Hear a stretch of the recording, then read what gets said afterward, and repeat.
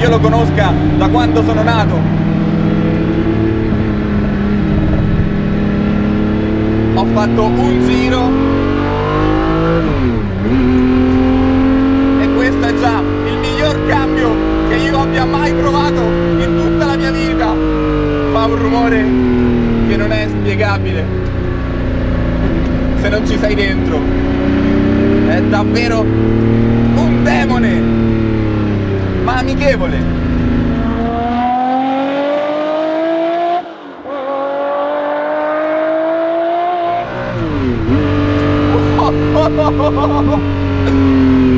Oh mio Dio! Ultimamente mi ero quasi convinto che le macchine moderne con i moderni doppia frizione potessero essere anche divertenti, essere anche un giusto futuro, e non è così. Questa è la perfezione.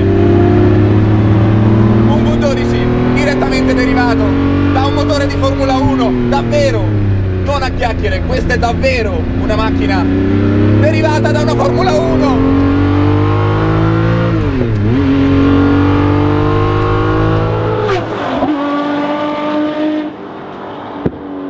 Io riconosco il suo suono perché da bambino lo ascoltavo nelle cassette, nelle VHS, e il suo era il rumore che preferivo, un rumore pulito, glorioso.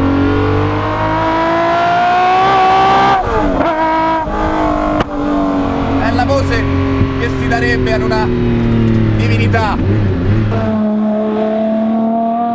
È una macchina da gara, è una macchina da corsa. Eppure si fa dare quasi del tu. Quasi. È senza dubbio un'illusione, non è vero, però lei te lo fa credere. Questa connessione con il guidatore è una cosa che non esiste su altre macchine. Sto andando a velocità, non col cappello, ma mi basta per capire quanto sia pura, quanto sia veloce, ma soprattutto quanto sia godibile. È una macchina godibile. È la sensazione madre, la sensazione più importante, più forte, assoluta, che ti provoca, è quella di sentirti connesso, ti senti davvero imbullonato, come il motore, che in realtà è imbullonato alla macchina. Il motore è portante e porta dietro di sé anche il cambio, le sospensioni, push rod. Per cambiare la frizione la macchina va spaccata a metà, ma la sensazione che ne deriva, wow, il cambio di direzione, i push rod fanno un lavoro che solo i push rod possono fare. A proposito di connessione, è la sensazione più bella che dà l'F50, non so quante macchine possono dire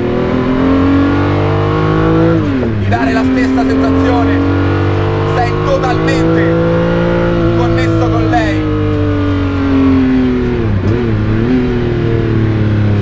Sterza, fa tutto quello che dici tu.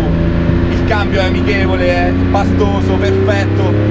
Il cambio è l'unica vera differenza tra questo motore e quello da cui deriva, quindi quello che era usato dalla scuderia Ferrari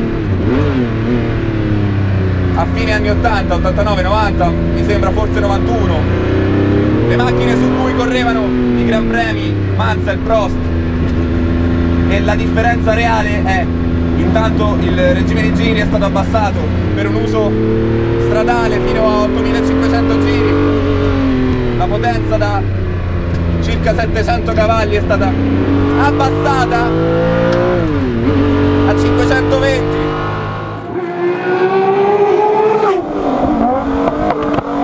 Ma la differenza, dicevo, la fa il cambio. Questo cambio a 6 rapporti è stato progettato apposta per l'F50, perché in quegli anni lì le Formula 1 avevano già l'elettroattuato, ma non si era ancora troppo fiduciosi sul fatto che una supercar stradale di questo prestigio potesse già adottare un cambio al volante. Arrivato poi sul sulla 355 e per fortuna, perché questa è l'ultima supercar totalmente analogica, non ha neanche l'ABS ed è perfetta.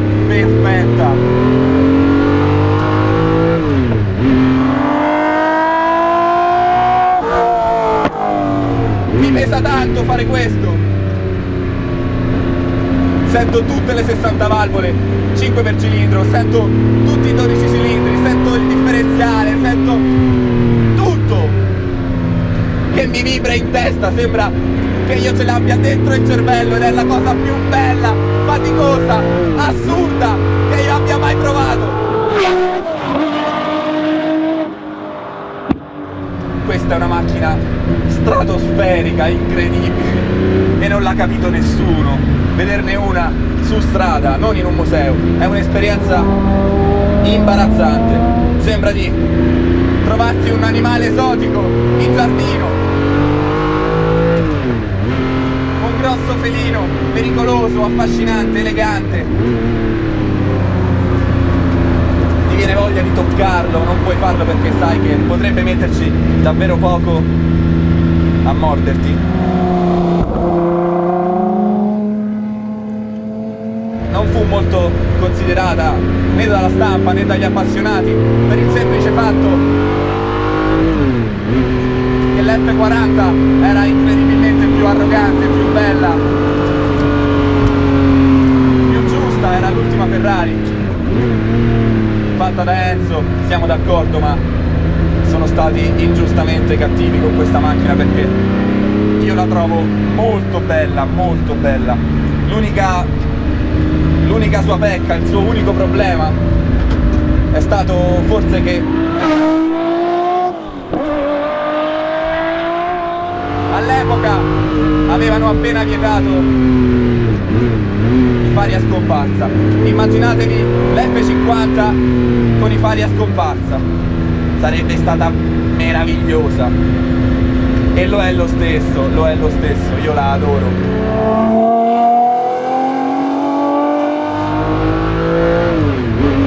È come una grossa Lotus Elise, ma molto più speciale, molto più tutto, ma hanno in comune solo una cosa: la connessione con il guidatore è totale, e anche troppo. In certi momenti è bello essere parte della meccanica, essere parte integrante della meccanica, in altri no.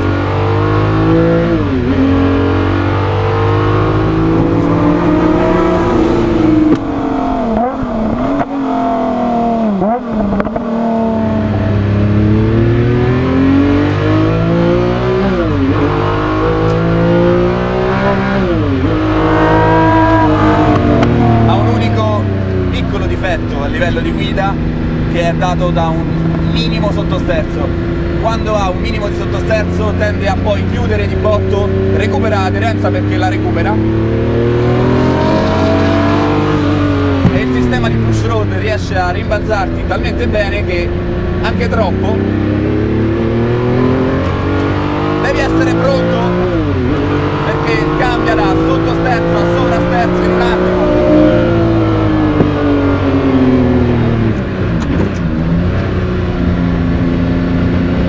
Cambiare marcia è la cosa più semplice. L'F50 è una delle ultime, se non l'ultima, che rendono veramente giustizia a chi le ha progettate.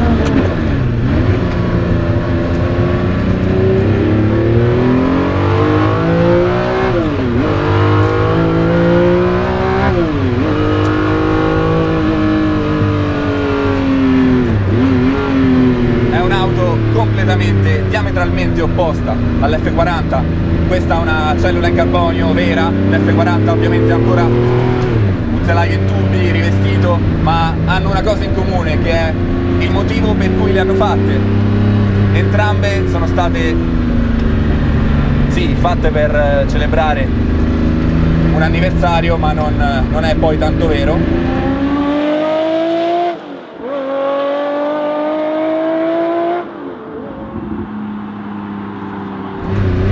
Diciamo che soprattutto state fatte per ovviare a un problema che c'era in Ferrari, che per l'F40 fu quello di non buttare via un progetto folle come quello della 288 GTO Evoluzione, progettata per il gruppo B chiuso, e la macchina è rimasta lì. Allora, per non sprecarlo, per non buttare via una tale bestia come era la GTO Evoluzione, nacque la F40 e ce ne fecero su più di 1200 dalle iniziali 400 che Enzo Ferrari voleva fare.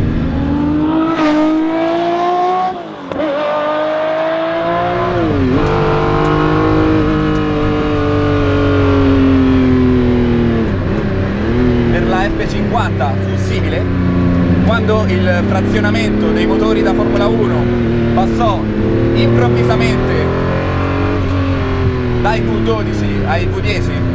A quell'epoca i motori Formula 1 non erano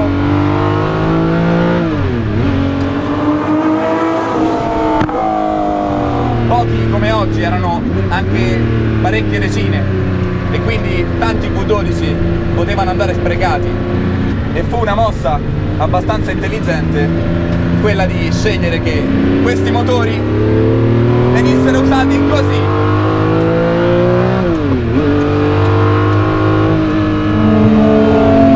Il peso del motore è di appena 198 kg, nonostante il basamento in ghisa, seppur sottile, tutta la macchina a secco in definitiva pesa 1230 kg.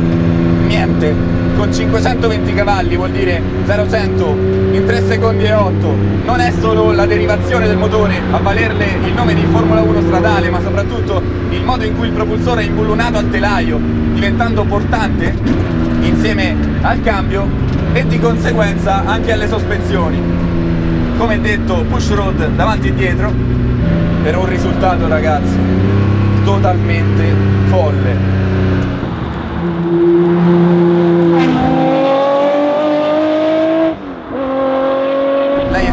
Il mio primo modellino Urago, ed era il 95 quando la macchina è stata presentata, che poi è l'ultimo anno in cui l'ho vista dal vivo su strada, diventando letteralmente matto. Questa è una delle auto che io ho sognato, e stavolta spreco questo verbo, sognato, per tutta la vita.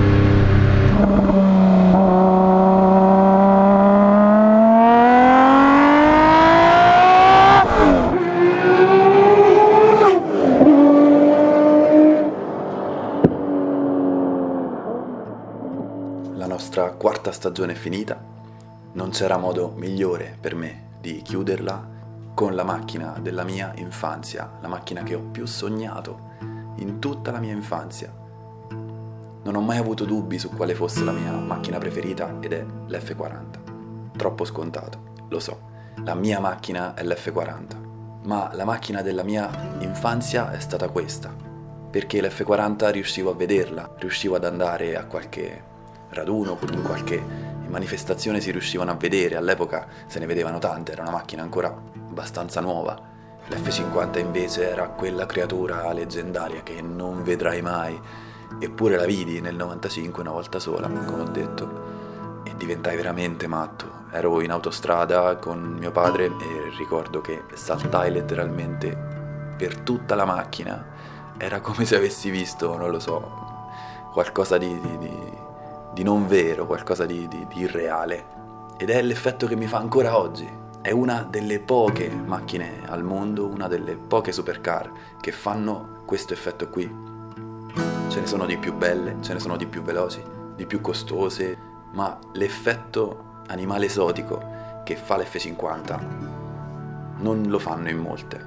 Starci dentro, non ve lo dico per niente, è follia, follia totale.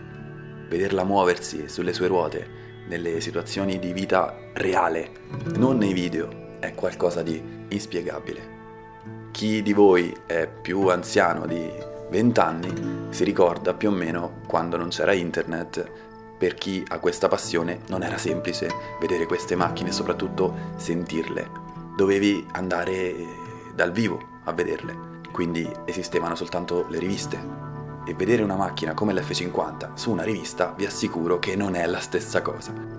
Vederle muoversi, vederle rispondere allo sterzo, vederle rispondere all'accelerazione e sentirne la voce di una macchina bella, di una bellezza tutta sua, non oggettiva, non assoluta come l'F40, non ignorante e brutale, ma raffinatissima. Credo che questa sia forse la supercar analogica per eccellenza. Sicuramente è la mia preferita sotto la gonna, non ne trovi un'altra così.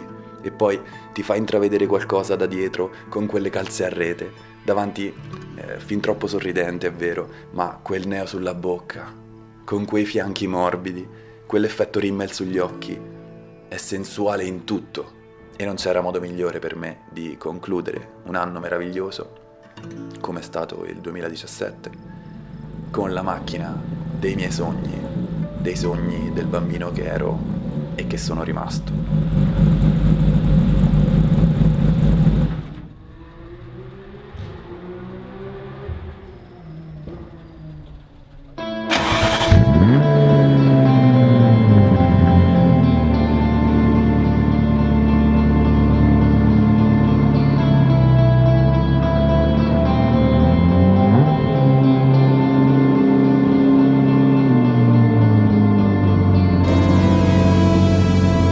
Allora,